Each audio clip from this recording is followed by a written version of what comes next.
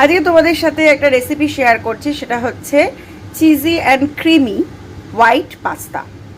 White creamy pasta বানানোর জন্য প্রথমে হচ্ছে পাস্তাতে আমি একটু গরম জল অ্যাড করছি, আর একটু অ্যাড করব হচ্ছে নুন।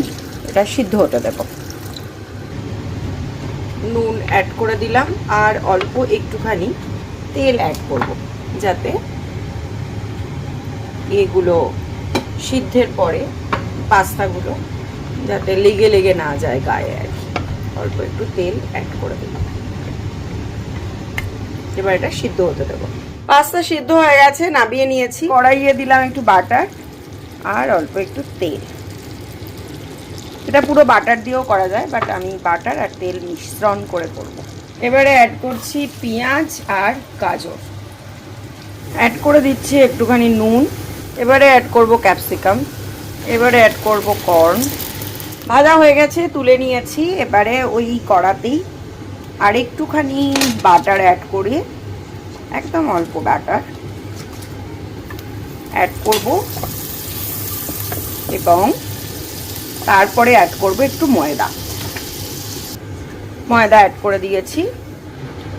তারপরে অ্যাড করলাম হচ্ছে দুধ। এবারে অ্যাড করছি হচ্ছে একটুখানি ক্রিম।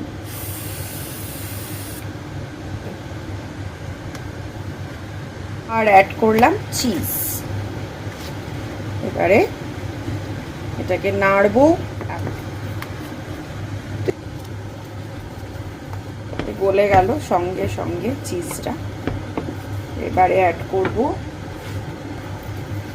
চিলি ফ্লেক্স, হার্বস আর নুন।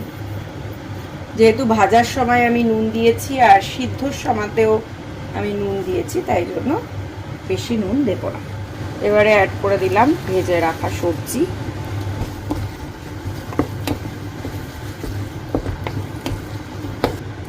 সিদ্ধ করা পাস্তা এই যে মাখিয়ে নিয়েছি। রেডি হয়ে গেছে creamy and cheesy white pasta. ওপর থেকে আবার একটুখানি চিলি ফ্লেক্স আর হার্বস দিয়ে গার্নিশ করে দিলাম।